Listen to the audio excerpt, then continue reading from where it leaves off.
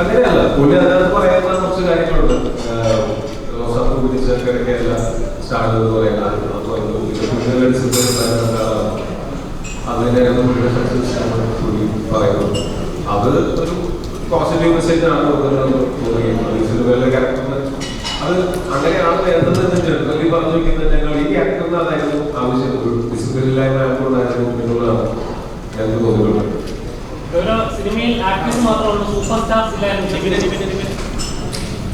Actors ആണ് ഉണ്ടാവേണ്ടത് വിശ്വസിക്കുന്നത്.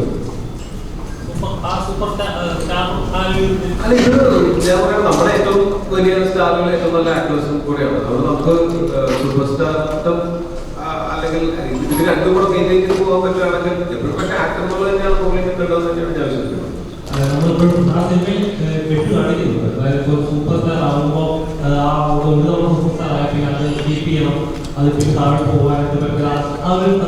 നമ്മുടെ ഈ സിനിമയിലെ ക്യാരക്ടർ അയാളൊരു ആക്സിഡന്റൽ സൂപ്പർ സ്റ്റാർ ആണ്. അത് ഞാനെന്ന് പറഞ്ഞ പോലെ തന്നെ അതൊരു ഗതികെട്ട സൂപ്പർ സ്റ്റാറിന്റെ കഥ എന്നുള്ള തന്നെയാണ് ഞാൻ.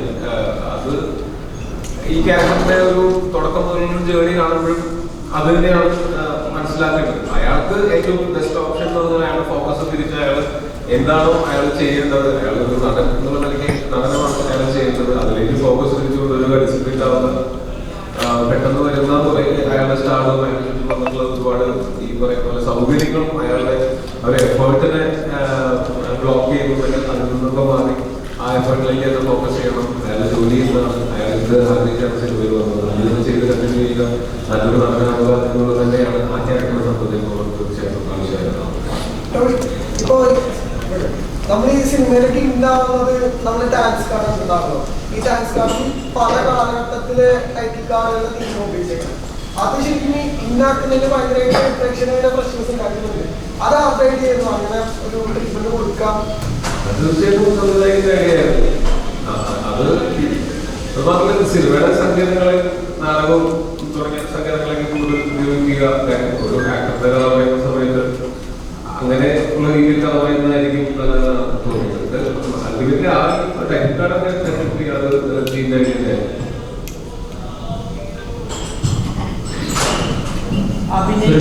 ഇപ്പൊ എല്ലാ സിനിമയിലും ലാബിനെ വിധപ്പെട്ട എല്ലാ സിനിമയിലും സുരേഷേട്ടനുണ്ട്. അപ്പൊ എങ്ങനെയാണ് നിങ്ങൾ തമ്മിലുള്ള അന്തർധാര? സജീവമാണുള്ളതിന്റെ ഏറ്റവും വലിയ ഉദാഹരണമാണ് ജീവിതം. ടോണി ഒഴിച്ച് ബാക്കി എല്ലാ സിനിമകളിലും അഭിനയിക്കാൻ ഒരു അവസരം കിട്ടിയിട്ടുള്ളതാണ്. ഞാൻ ഏറ്റവും അധികം വിശ്വസിക്കുന്ന ഒരു സമുദായമാണ്. ഈ സിനിമയുടെ കഥയുടെ തുടക്കം ഒരു ഫസ്റ്റ് ഡ്രാഫ്റ്റ് മുതൽ ഓൾമോസ്റ്റ് ഞാൻ കേട്ടിട്ടുള്ളതാണ്. അന്നും ഈ സിനിമയിൽ ഞാൻ ചിലപ്പോൾ ഒരു ഗസ്റ്റ് അപ്പിയറൻസ് ആയിരിക്കും ചെയ്യാൻ പോകുന്നത് എന്നുള്ളതായിരുന്നു ചോദിക്കാറുള്ളൂ. പിന്നീടാണ് ഞാൻ ഈ ഒരു ക്യാരക്ടറിലേക്ക് തന്നെ മാറ്റപ്പെടുകയും ഒക്കെ ഉണ്ടായിട്ടുള്ളത്. സോ അൾട്ടിമേറ്റ്ലി അത് ചെയ്യുന്ന സിനിമയാണ്. എനിക്ക് ഏറ്റവും അധികം എന്താ പറയുക ഫ്രീഡം തരുന്ന എനിക്ക് ഇതിനു മുമ്പ് പറയാൻ ചിലപ്പോൾ സച്ചി എന്ന എൻ്റെ സുഹൃത്തിനെ ചിലപ്പോൾ ഞാൻ ചെയ്യുന്ന പ്രവർത്തനം ഞാൻ അത്രത്തോളം അധികം വിശ്വസിക്കുന്ന അല്ലെങ്കിൽ ഇഷ്ടപ്പെടുന്ന എൻ്റെ സഹോദര തുല്യനായിട്ടുള്ള ആൾക്കാരാണ്. അപ്പോൾ അവർക്ക് എന്നെ കൊണ്ട് എന്ത് ചെയ്യിപ്പിക്കാൻ കഴിയും അല്ലെങ്കിൽ എന്താ പറയുക ഞാൻ എന്ത് ചെയ്യാൻ പറ്റുമെന്നൊക്കെ വിശ്വസിക്കുന്ന അല്ലെങ്കിൽ അവർക്ക് അറിയാവുന്ന ആൾക്കാരാണ്. അതുകൊണ്ട് തന്നെ ഇന്ന് മോർണിംഗ് ഷോ കഴിഞ്ഞ ശേഷം ഒരുപാട് നല്ല പ്രതികരണങ്ങൾ കിട്ടുന്നുണ്ട്. ഏറ്റവും വലിയൊരു ബാനർ മൈത്രി മൂവി മേക്കേഴ്സ്, വലിയൊരു പുഷ്പ പോലത്തെ വലിയൊരു ബാനറിൻ്റെ കൂടെ അതുപോലെ തന്നെ ഞാൻ ഇവിടെ കൂടെ ആദ്യമായിട്ട് ഒരു സിനിമയിൽ ത്രൂഔട്ട് അഭിനയിക്കാൻ കഴിയുന്നു. ഒരു വലിയ സപ്പോർട്ട് ഞാൻ പറയുകയുണ്ടായിരുന്നു. സമുദായത്തിന് മാത്രമല്ല, എനിക്ക് സപ്പോർട്ട് തന്ന ആൾക്കാരുടെ ഇതൊക്കെ തന്നെ സൗകര്യം എല്ലാവരും തന്നെ. പടം ആരംഭിക്കുമ്പോൾ തൊട്ട് തന്നെ ഈ ആക്ടേഴ്സ് തമ്മിൽ വലിയൊരു ബോണ്ട് ഉണ്ടായിരുന്നു. അതൊരു വൈബ് ഒരുമിച്ചുണ്ടായിരുന്നു. ഒരു തരത്തിലുള്ളൊരു ഈഗോയോ അല്ലെങ്കിൽ ഒരു കോംപ്ലക്സോ ഒന്നും തന്നെ ഞാൻ ഉള്ളിൽ ഉണ്ടായിരുന്നില്ല. എന്തെങ്കിലും ഒരു സീനിൽ ഒരു കാര്യം പ്രൊവൈസ് ചെയ്യണമെന്നുണ്ടെങ്കിൽ അതിനെ സപ്പോർട്ട് ചെയ്യുന്ന ആൾക്കാരായിരുന്നു ഞങ്ങളുടെ നായകനും എല്ലാവരും. അതുപോലെ തന്നെ ഞങ്ങളുടെ പ്രൊഡ്യൂസേഴ്സായ മറ്റ് പോലെ എല്ലാവരും തന്നെ അതിൻ്റെതായിട്ടുള്ള സപ്പോർട്ട് നമുക്കുണ്ടായിരുന്നു. അതുപോലെ തന്നെയായിരിക്കാം ഈ സിനിമയുടെ ഒരു വിജയം എന്ന് ഞാൻ വിശ്വസിക്കുന്നു. ചേട്ടൻ ചെയ്യുന്ന ക്യാരക്ടറിന്റെ പ്രത്യേകത ഈ ഡിപ്ലോമസി ഉണ്ടല്ലോ, നയതന്ത്രം ആണെന്ന് സ്പെഷ്യലൈസ്. അതിന് റിയൽ ലൈഫായിട്ട് ആരെങ്കിലും ഇപ്പോൾ ഇടപെടലോ ചേട്ടനോ അങ്ങനെ ആരെങ്കിലും റെഫറൻസ് ഒക്കെ എടുത്തില്ല? ഇല്ല, തീർച്ചയായിട്ടും എല്ലാ ആക്ടേഴ്സിൻ്റെയും എല്ലാ വലിയ നടന്മാരുടെയും പറയുകയും ഇങ്ങനത്തെ ഓരോ ആൾക്കാരുണ്ടെന്ന് തന്നെയാണ് നമ്മുടെ അനുഭവം കൊണ്ട് കണ്ടിട്ടുള്ളത്. അത് അത്തരം കാര്യങ്ങളാണ് ഈ സിനിമയിൽ പുറത്ത് കാണിച്ചിട്ടുള്ളത്. അതൊരു പക്ഷെ മറ്റൊരു സിനിമയ്ക്കകത്ത് സിനിമ ചെയ്ത സിനിമകളൊന്നും അങ്ങനെ അറിയും കാണിച്ചിട്ടില്ല. സോ ഇപ്പോഴും അത്തരം ആൾക്കാരൊക്കെ ഉണ്ട് അവരുടെ പുറകിൽ. കാരണം അവർ നമ്മൾ കാണുന്ന പോലെ ഈ ഒരു ഇൻസ്റ്റാഗ്രാമിലോ അല്ലെങ്കിൽ മറ്റേതിൽ കാണുന്ന പോലെ അല്ല. അതിൻ്റെ പിന്നിൽ രാത്രി പകരമായിട്ട് അവരുടെ ചിന്ത മുഴുവൻ അടുത്ത സിനിമ എങ്ങനെ ഹിറ്റാക്കുക, അടുത്ത ഹിറ്റ് ഉണ്ടാക്കുക എന്നുള്ളത് മാത്രം ചിന്തിക്കുന്ന ആൾക്കാരാണ്. അവർക്ക് സിനിമയുടെ ഒരു അനുഭവമുണ്ട്. എന്താണ് ഇഷ്ടപ്പെട്ട വാഹനം എന്ന് ചോദിക്കുമ്പോൾ എനിക്ക് ഒരുപാട് ലക്ഷറി വാഹനങ്ങളുണ്ട്, എന്നാലും ഓട്ടോറിക്ഷയാണ് എന്റെ വാഹനമുള്ളത്. ഇത് ഭാവിയെ ഡ്രൈവർ സെൽഫ് റോൾ ആവില്ല. ടോബിയുടെ അടുത്ത് എന്താണ് ഇഷ്ടപ്പെട്ട ഭക്ഷണം എന്ന് ചോദിക്കുമ്പോൾ കഞ്ഞിപ്പയറാണെന്ന് പറഞ്ഞാൽ കഞ്ഞിപ്പയർ ഇഷ്ടമല്ല, അത് കഴിക്കാറുണ്ട്. എനിക്ക് പൊതുവെ ഭക്ഷണം ഇഷ്ടമുള്ള ആളാണ്. അപ്പൊ എന്റെ അടുത്ത് ചോദിച്ചാൽ നിങ്ങൾക്ക് സത്യസന്ധമായിട്ടുള്ള ഉത്തരവാണ് കിട്ടുള്ളൂ. ഡേവിഡ് പടിക്കൽ നമ്മളത് നമ്മൾ മനഃപൂർവ്വം സാധനം ഉണ്ടെങ്കിൽ വന്നു കഴിയുമ്പോൾ അത് മനസ്സിലാവില്ല, അപ്പൊ തന്നെ ചോദിക്കുകയും ചെയ്യുന്നത് ഞങ്ങൾക്ക് മനസ്സിലാവുന്നതാണ്. ഡേവിഡ് പടിക്കൽ എന്നെ ഇൻഫ്ലുവൻസ് ചെയ്യേണ്ട കാര്യമൊന്നുമില്ല. നമ്മൾ ഈ ക്യാരക്ടറിനെ മനസ്സിലാക്കിയതിനു ശേഷമാണ് നമ്മൾ ഈ ക്യാരക്ടർ ചെയ്തു തുടങ്ങിയത്. ഡേവിഡ് പടിക്കലിനെ ഞാൻ മനസ്സിലാക്കിയെടുത്തോളം അയാള് ഒരു മോശം നടനോ മോശം വ്യക്തിയോ അല്ല. കൈതിരിപ്പില് കുറച്ച് പ്രശ്നങ്ങളുണ്ട്. അതായത് വേണ്ട രീതിയിൽ പറഞ്ഞു രണ്ട് ആൾക്കാരെ ഉണ്ടായിരുന്നില്ല എന്നുള്ളതാണ്. അവിടുന്ന് അയാള് ആക്ടിങ് ആണ് അയാളുടെ ഏറ്റവും വലിയ കോളിംഗ്. അതിന് വേണ്ടിയിട്ടാണ് അയാൾ കൂടുതൽ എഫേർട്ട് എടുക്കുന്നത്. അയാൾ മനസ്സിലാക്കുമ്പോഴാണ് അയാളുടെ ലൈഫിൽ ഒരു മാറ്റം സംഭവിക്കുന്നത്. എനിക്ക് ആ കോളിംഗ് നേരത്തെ കിട്ടിയിട്ടുണ്ട്. അതിന്റെ എന്റെ ശ്രദ്ധ കൊണ്ട് അതിൽ തന്നെയാണ് എന്റെ അത് എന്നെ നിങ്ങൾ ഇന്നലെ ആദ്യമായിട്ടാണ് ഞാൻ സംസാരിക്കുന്നു. നമ്മൾ സംസാരിച്ചിട്ടുണ്ട്. അന്നൊക്കെ പറഞ്ഞ തന്നെയാണ് ഇപ്പോഴും പറയുന്നത്. എന്നെ സംബന്ധിച്ചോളം എങ്ങനെ ഞാനെന്ന ആക്ടറിനെ എനിക്ക് ഇനി പോളിഷ് ചെയ്തുകൊണ്ടിരിക്കുക എന്നുള്ളതല്ലാതെ ഞാൻ വേറെ എന്തെങ്കിലും കാര്യങ്ങൾ ആലോചിച്ച് ഈ സ്റ്റാർഡും ആലോചിച്ച് ടെൻഷൻ ഇരിക്കുന്ന ആളല്ല. എനിക്ക് അതിനെ പറ്റിയിട്ട് അത്ര വലിയ ടെൻഷൻ ആ ഒരു ഏരിയ ചിന്തിക്കുന്ന ആളല്ല. പക്ഷെ ആസ് എൻ ആക്ടർ ഞാൻ എന്തൊക്കെ ഇംപ്രൂവ്മെന്റ് ചെയ്യാൻ എന്നുള്ളത് ഞാൻ എപ്പോഴും ചിന്തിച്ചുകൊണ്ടിരിക്കുന്ന കാര്യമാണ്. അപ്പൊ അത് പഠിക്കലിന് എന്റെ ഇൻഫ്ലുവൻസ് ഉണ്ടായിട്ടുണ്ടാവും. എനിക്ക് പഠിക്കലിന്റെ ഇൻഫ്ലുവൻസ് ഉണ്ടായിട്ടില്ല. ആക്ടറുണ്ടായ ഒരുപാട് ഇൻഫ്ലുവൻസ് നേരത്തെ ഉണ്ടായിട്ടുണ്ട്. അല്ലെങ്കിൽ എനിക്ക് അതിനെ ചുറ്റും അതൊക്കെ പറഞ്ഞു തരാനൊക്കെ ഈ പറഞ്ഞ പോലെ ഫോക്കസ് മാറി പോവാതെ നമ്മളുടെ ചിന്തകളും ശ്രദ്ധകളൊക്കെ എന്തിലേക്കാണോ വേണ്ടത് അതിലേക്ക് വേണ്ട ചാനൽ ചെയ്യാൻ ചുറ്റുമുള്ള ആൾക്കാർ എന്നെ ഭയങ്കരമായിട്ട് ഹെൽപ്പ് ചെയ്തിട്ടുണ്ടെന്നാണ് എനിക്ക് തോന്നുന്നത്.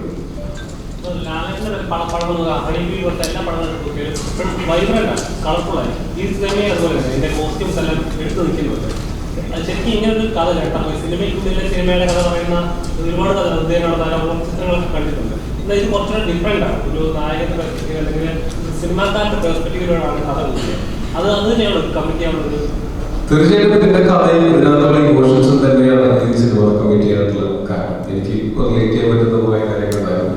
എനിക്ക് മനസ്സിലാവുന്നുണ്ടായിരുന്നു അവർ ഈ സിനിമയുടെ എന്താണ് ഉദ്ദേശിക്കുന്നത്. അത് തീർച്ചയായിട്ടും ചെയ്യുന്നത് നല്ല പ്രത്യേകം എടുത്തിരിക്കുമെന്നും എനിക്കറിയാം.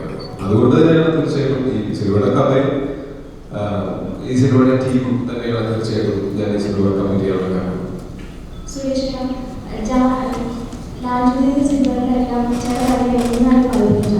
അപ്പോൾ അതിൻ്റെ ഒരു രഹസ്യമില്ല.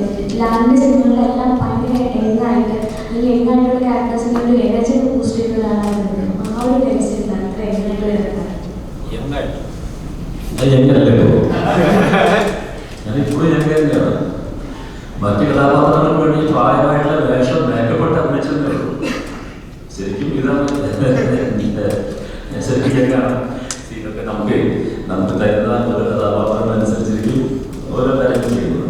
പിന്നെ ചില സിനിമകൾ നമുക്ക് വളരെയധികം ഇഷ്ടപ്പെട്ട് അതിന് വേണ്ടിയിട്ട് നമ്മൾ ഡെഡിക്കേഷൻ എന്നൊക്കെ പറയുന്ന രീതിയിൽ ഇപ്പൊ ഈ സിനിമ കമ്മിറ്റ് ചെയ്ത് അതുകൊണ്ടിട്ട് ഈ സാധനം മനസ്സിൽ ഇങ്ങനെ കിടപ്പുണ്ട്.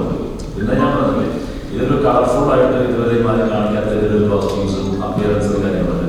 ഏതാണ്ട് 6 മാസത്തോളം ആ ഒരു ഗെറ്റപ്പൊക്കെ പൊട്ടിച്ചിട്ടുള്ളതെന്ന് സ്വയം വളർത്തിയുണ്ടാക്കിയുള്ള കഥാപാത്രം തന്നെയാണ്.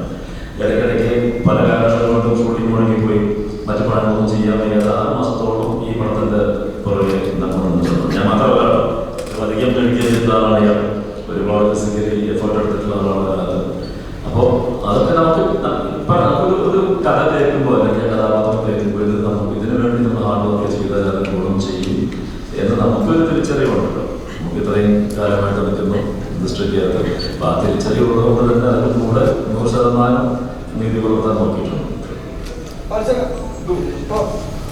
ഇപ്പൊ ഒരുപാട് സുഹൃത്തുക്കളായിട്ടുള്ള കഥാപാത്രങ്ങൾ വന്നിട്ടുണ്ട്. ഇപ്പൊ നമ്മളിപ്പോ പറയും ചെങ്ങാതി നന്നായ കണ്ണാടി ഉണ്ടെന്ന് പറയുന്നത്. അപ്പൊ ഡേവിഡ് പഠിക്കേണ്ട ഒരു കണ്ണാടിയാണ് ശരിക്കും പറഞ്ഞാൽ ഈ ലെനിൻ എന്ന് പറഞ്ഞ ക്യാരക്ടർ. ശരിക്കും ഇതിനു വേണ്ടി മറ്റ് സുഹൃത്തുക്കളിൽ നിന്ന് എങ്ങനെയാണ് ലെനിൻ ഭയങ്കര വ്യത്യസ്തമായിട്ട് നിൽക്കുന്നത്? അല്ല, ലെനിൻ സുഹൃത്തിനേക്കാളുപരി അയാള് സുഹൃത്താണ്. പക്ഷെ അയാൾക്കറിയാം പുള്ളിയുടെ അസിസ്റ്റന്റ് ആണ്, പിന്നെ ഒരു വലിയ ഫാൻ ബോയാണ്. അപ്പോ ചിലപ്പോ നേരെ വിട്ടു തോന്നുന്നത് ആദ്യമേ പറയാൻ പറ്റില്ലായിരിക്കും. പക്ഷെ ഇത് ചോദിച്ചാൽ ഞാൻ അപ്പൊ സത്യമേ പറയൂ, ലെനിൻ സത്യമേ പറയൂ. അപ്പോ അങ്ങനത്തെ ഒരു കാര്യങ്ങളാണ്. അല്ലാതെ മറ്റേ പ്രോപ്പർ ഒരു സുഹൃത്ത് എപ്പോഴും എന്ത് കാര്യങ്ങളും പറയാം അങ്ങനത്തെ ഒരു ക്യാരക്ടറേ അല്ല ലെനിൻ. ഇപ്പോ സിനിമയുടെ അകത്ത് ഒരുപാട് നമുക്ക് റെഫറൻസുകളുണ്ട്. അതിന് തിയേറ്ററിൽ നമുക്ക് കൈയടി കിട്ടിയ ഒരു സീനായിരുന്നു. സിനിമയുടെ അകത്ത് നമുക്ക് കരയുമ്പോൾ നമ്മളെല്ലാവരും കൂടെ ഒന്ന് കരയാറില്ലേ എന്ന് പറയുന്നിടത്തെല്ലാം കൈയടിയായിരുന്നു. ഇത് ശരിക്കും അപ്പുറത്ത് കൈ വിരലുകൾ കൊണ്ട് അഭിനയിക്കുന്ന ക്യാരക്ടറിനെ പറ്റിയുള്ള റെഫറൻസും ഉണ്ട്. ഇത് എവിടെയെങ്കിലും ബാലൻസിങ് ആയിട്ടാണോ അതോ ശരിക്കും നിങ്ങൾക്ക് ഒരു ട്രിബ്യൂട്ട് പോലെ ഫീൽ ചെയ്തിരുന്നോ? അല്ല, അതങ്ങനെ ബാലൻസിങ്ങിന്റെ ഇത് അവർ രണ്ടുപേരും മാത്രമല്ല, വേറെ ആക്ടേഴ്സിന്റെ പറയുന്നുണ്ട്, ആയുഷ്മാൻ ഖുറാന പറയുന്നുണ്ട്, പല ആക്ടേഴ്സിന്റെ കാര്യം പറയുന്നുണ്ട്. ഇപ്പൊ ഇത് നമുക്ക് പറഞ്ഞാൽ ആളുകൾക്ക് റിലേറ്റ് ആവുന്ന, നമുക്ക് ഓൾറെഡി അറിയാവുന്ന കാര്യങ്ങളല്ലേ നമ്മൾ ഇങ്ങനത്തെ കാര്യങ്ങൾ പറയണ്ട. അപ്പോഴല്ലേ റിലേറ്റബിൾ ആയിട്ട് തോന്നുള്ളൂ. ഈ പറഞ്ഞ കാര്യങ്ങളൊക്കെ പ്രേക്ഷകർക്ക് തോന്നിയിട്ടുള്ളതുകൊണ്ടാണല്ലോ അങ്ങനത്തെ സിനിമകൾ കൈയടിയും ഒക്കെ ഉണ്ടായിട്ടുള്ളത്. അതുകൊണ്ട് തന്നെയാണ് ഞാൻ പറഞ്ഞത് ഇത് ശരിയാണെന്ന് നമുക്കും എനിക്കും തോന്നിയിട്ടുള്ള കാര്യമാണ്. ഈ പറഞ്ഞ കാര്യങ്ങളെല്ലാം നമ്മളത് അങ്ങനെ പറയുന്നില്ല. കലകളോട് അഭിനയിക്കുന്നതാണ് നമുക്ക് അങ്ങനെ നമ്മൾ അത് എനിക്കും അനുഭവങ്ങളാണ്. പേഴ്സണലി നമുക്ക് കരയുന്ന സീനുകളിൽ കരച്ചിൽ വരാറുണ്ട്. അത് എന്തോ ഒരു മാജിക് അവിടെ എക്സ്പീരിയൻസ് സംഭവിക്കുന്നുണ്ട് പുള്ളി കരയുന്ന സമയത്ത്. അത് തന്നെയാണ് ഈ പറയുന്ന നമ്മൾ ഈ സിനിമയിൽ പറഞ്ഞിട്ടുള്ളൂ. അതായത് പുതിയതായിട്ട് ഞങ്ങൾ റിസർച്ച് ചെയ്തതിനോട് ചെയ്യുന്നതിനോടുപരി നമ്മളെ മൊത്തത്തിൽ എല്ലാവർക്കും അറിയാവുന്ന ഒരു എന്താ പറയുക അതറിയാത്തതാണ് എല്ലാവരും അത് പറഞ്ഞിട്ടുള്ള കാര്യമാണ്. അതുകൊണ്ട് ഏറ്റവും തോന്നിയത് തന്നെയാണ്. അല്ലാണ്ട് അതിന് ബാലൻസ് ചെയ്യേണ്ട ആവശ്യമില്ല. കാര്യം നമുക്ക് ആയുഷ്മാൻ ഖുറാനൊക്കെ സിനിമ കണ്ടിട്ടാണ് നമ്മുടെ അതല്ല. അത് നമുക്കത് അങ്ങനെയുള്ള ചില കാര്യങ്ങൾ റെഫറൻസുകൾ പറയുന്നത് നമ്മൾ നമ്മുടെ നോർമൽ കോൺവെർസേഷൻസിൽ പറയുന്നില്ലേ. ഇപ്പൊ എന്റെ അടുത്ത് ആക്ടർ സുഹൃത്തുക്കളല്ല, ഞാൻ ആക്ടർ ആയതുകൊണ്ട് എന്റെ സുഹൃത്തുക്കളോട് സംസാരിക്കുമ്പോൾ സിനിമയും ഇതുപോലുള്ള റെഫറൻസസ് എന്നോട് പറയാറുണ്ട്. ഇപ്പൊ സൗമികയുടെ ക്യാരക്ടർ പറയുന്ന പോലെ പല ആക്ടേഴ്സിന്റെ നല്ല ക്വാളിറ്റീസ് അതങ്ങനെ കണ്ടില്ലെങ്കിൽ ഇതൊക്കെ നമ്മളോട് പറയാറുള്ളതാണ്. അതുപോലെ വളരെ സ്വാഭാവികമായിട്ട് നമ്മളുടെ ദൈനംദിന സംസാരത്തിൽ തന്നെ നമുക്ക് അറിയുകയും നമ്മൾ സംസാരിക്കുകയും ചെയ്യുന്ന കാര്യങ്ങളാണ് നമുക്ക് സിനിമയിൽ പറഞ്ഞിട്ടുള്ളത്. തീർച്ചയായിട്ടും എല്ലാം സ്ക്രിപ്റ്റിലുണ്ടായിട്ടാണ്. അത് ആ ഒരു സീനിന്റെ ട്രീറ്റ്മെന്റിലും അല്ലെങ്കിൽ ആ സീനിലെ പെർഫോമൻസിലുള്ള ചെറിയ ഇംപ്രവൈസേഷൻസ് കഴിഞ്ഞാൽ ഇതിനകത്ത് നമ്മൾ സിനിമയിൽ കാണുന്ന എല്ലാം സ്ക്രിപ്റ്റിലുണ്ടായിട്ട് തന്നെയാണ്.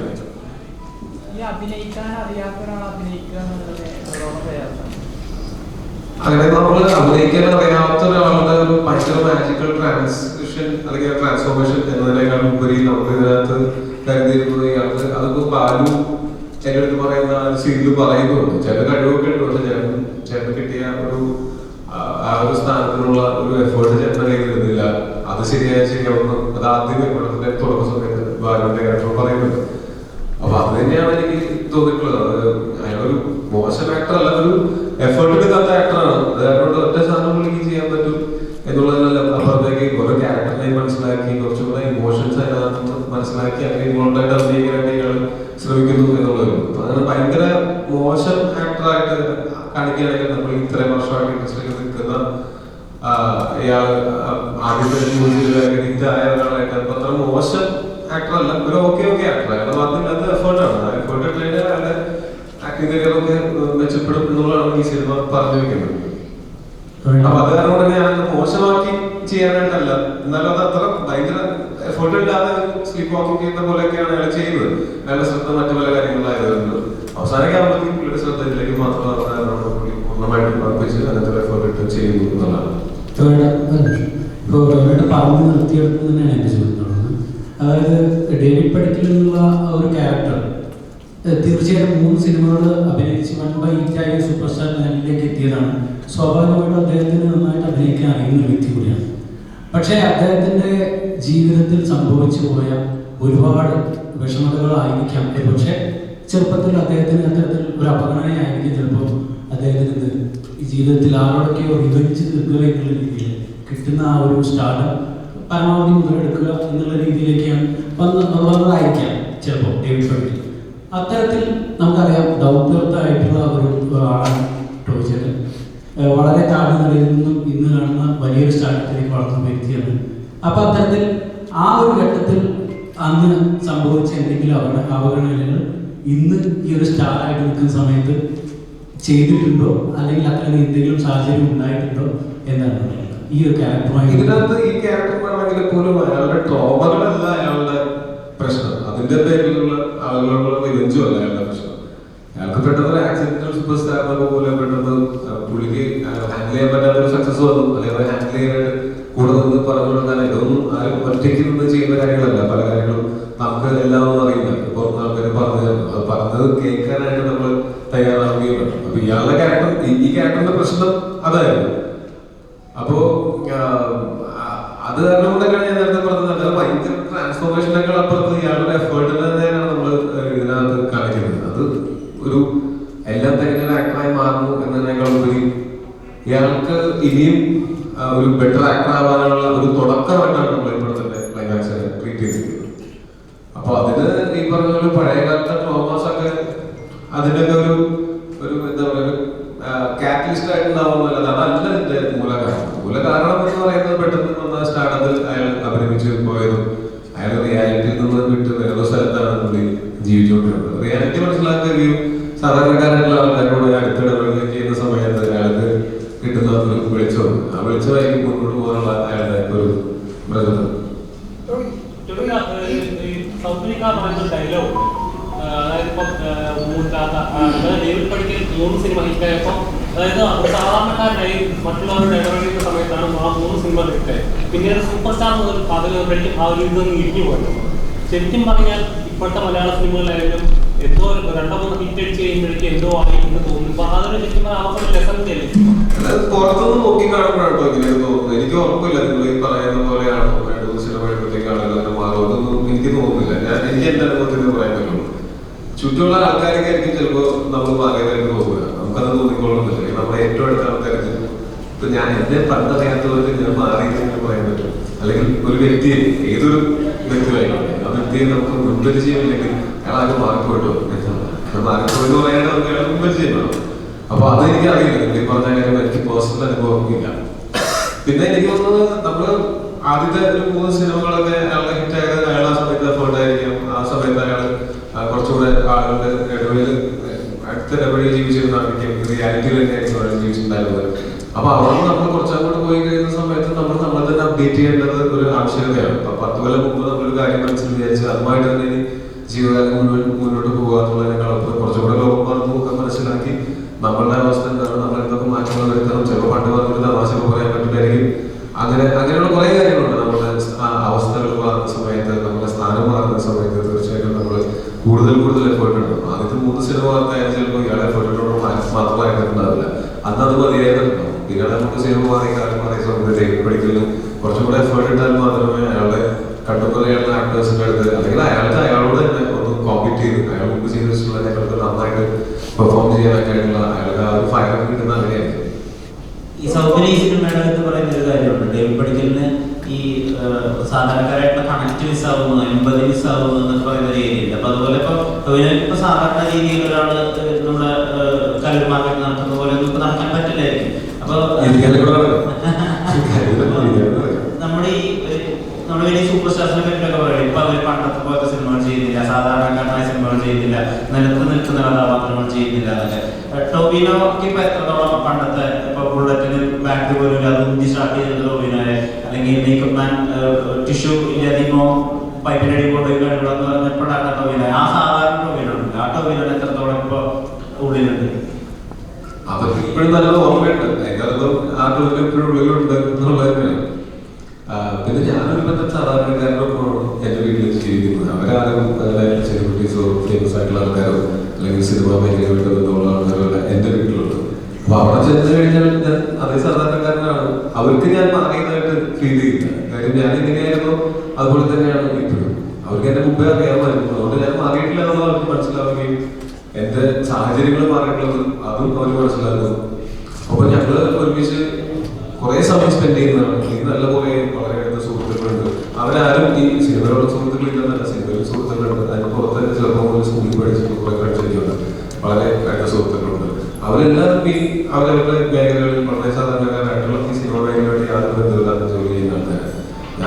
ഏറ്റവും കൂടുതൽ സമയം സ്പെൻഡ് ചെയ്യുന്നത് അവരുടെ കൂടെയാണ്.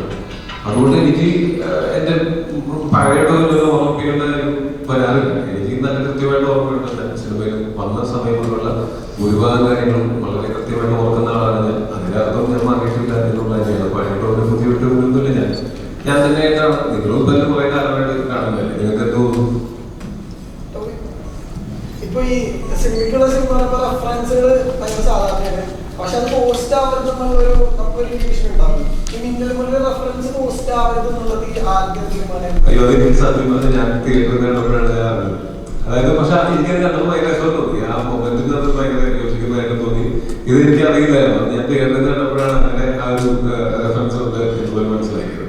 അത് ആ മൊമെന്റിൽ ശരിക്കും പറഞ്ഞാൽ അതിന്റെ ഒരു എന്താ പറയാ, ആ സീൻ കുറച്ചുകൂടെ ആസ്വാദികരമാക്കാനായിട്ട് അത് ഹെൽപ്പ് ചെയ്യുമെന്ന് എനിക്ക് തോന്നി. കാര്യം മിന്നൽ മുരളി ചെയ്യുന്ന പോലുള്ള കാര്യങ്ങളെല്ലാം ചെയ്യുന്നു. പിന്നെ അതിലൊരു കണക്ഷൻ ഉണ്ടല്ലോ, ഞാൻ പറഞ്ഞ സ്പോയിലർ ആവുന്നതുകൊണ്ടാണ്.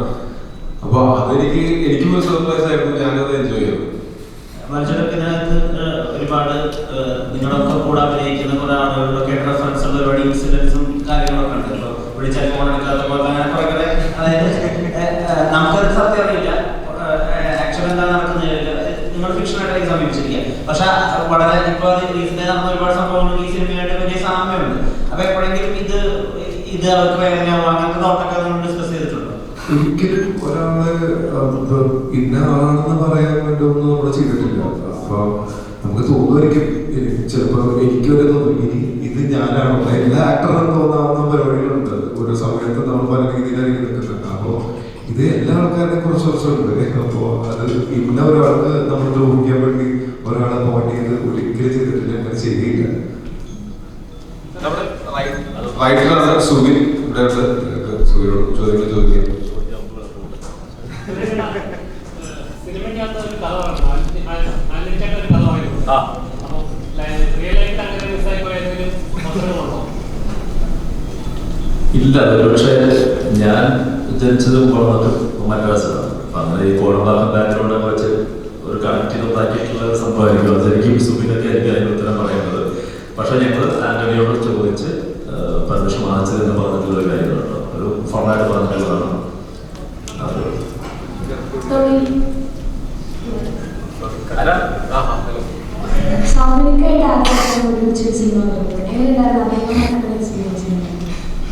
സൗബിക ഞങ്ങൾ കുറെ വർഷങ്ങളായിട്ട് പരിചയമുണ്ട്, സൗഹൃദമുണ്ട്. ഒരേ സിനിമയിൽ ഞങ്ങൾ അഭിനയിച്ചിട്ടുണ്ട്. പക്ഷെ ആദ്യമായിട്ട് കോമ്പിനേഷൻ സീൻ വരുന്നത് ഈ സിനിമയിൽ തന്നെയായിരുന്നു. സൗബികയോട് വർക്ക് ചെയ്യുന്ന സമയത്ത് ഭയങ്കര രസമായിട്ട് വർക്ക് ചെയ്യാനായിട്ട്. കാര്യം പുള്ളിയും വളരെ സീരിയസ് ആയിട്ട് സിനിമയെ സമീപിക്കുന്ന ഒരാളാണ്.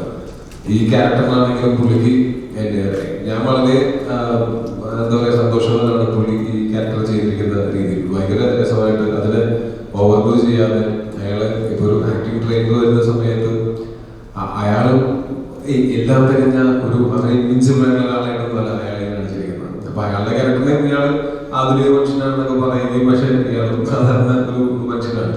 പക്ഷെ അങ്ങനെയുള്ള ഒരാള് അയാളുടെ ചുറ്റുപാടുകളോ അയാളുടെ എത്രയൊക്കെ അയാൾ തമാശയൊക്കെ ബന്ധപ്പെടുന്നു അയാളുടെ ഒരു ജീവിതത്തിൽ ഒരു അറിവുണ്ട്, കുറച്ച് കാര്യങ്ങളിൽ അറിവുണ്ട്. അത് നമുക്ക് ചില സീനുകളിൽ വ്യക്തമായിട്ട് മനസ്സിലാവുകയും ചെയ്യും. പക്ഷെ എന്നാൽ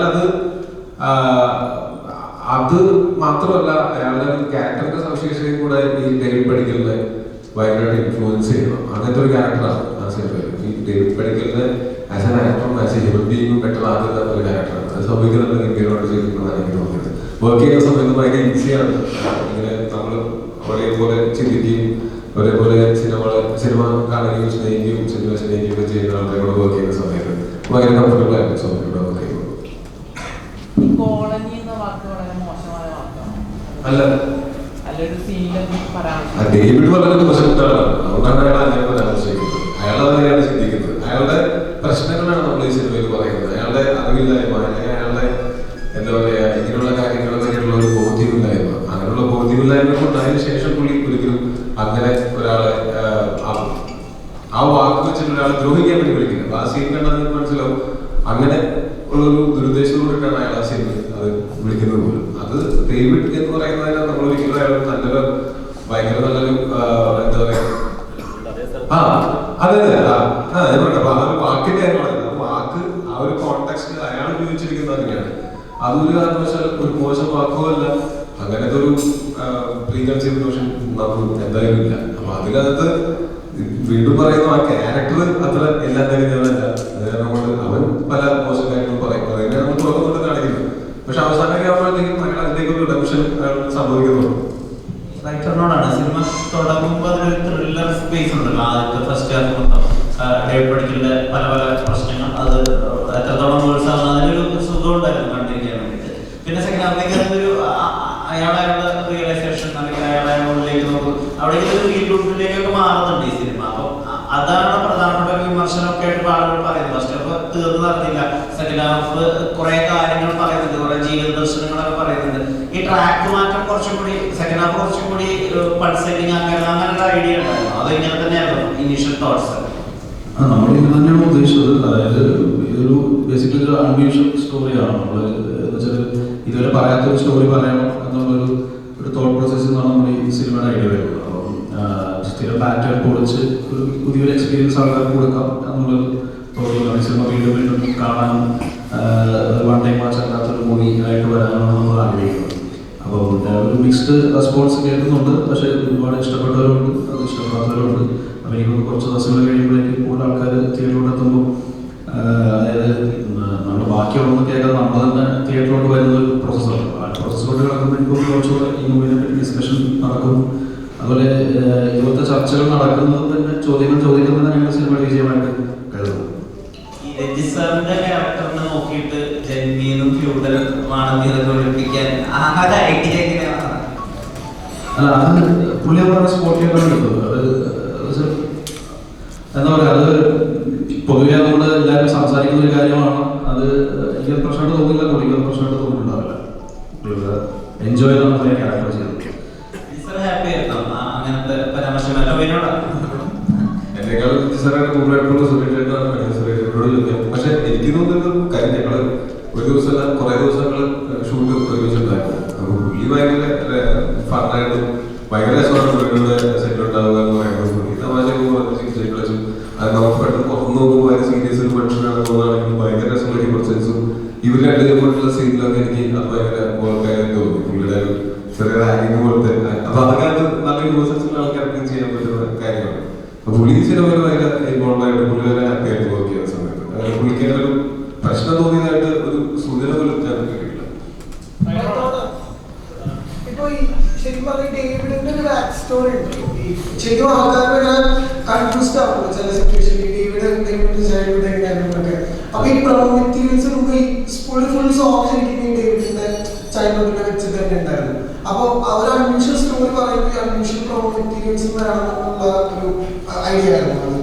അത് ആക്ച്വലി ജീനാണ് ഫസ്റ്റ് പറഞ്ഞത്, ഒരു ഒറിജിൻ സ്റ്റോറി പോലെ ഒരു സോങ്ങിൽ ആ സ്റ്റോറി പറയാം. പക്ഷെ അറ്റ് ദ സെയിം ടൈം നമ്മൾ സിനിമ കാണുമ്പോൾ എനിക്ക് തോന്നുന്ന സോങ് കാണാത്തവർക്ക് അത് കണക്ട് ആവുന്നുണ്ട്. എന്താണ് പുള്ളിയുടെ ലൈഫിൽ സംഭവിച്ചെന്നുള്ളത് കിട്ടുന്നുണ്ടെന്നാണ് ഞാൻ മനസ്സിലാക്കുന്നത്. അപ്പം അതൊരു അൺയൂഷ്വൽ പ്രോസസ്സിന്റെ ഭാഗമായിട്ട് വന്നാണ് ഒറിജിൻ സ്റ്റോറി എന്നുള്ള കൺസെപ്റ്റ്.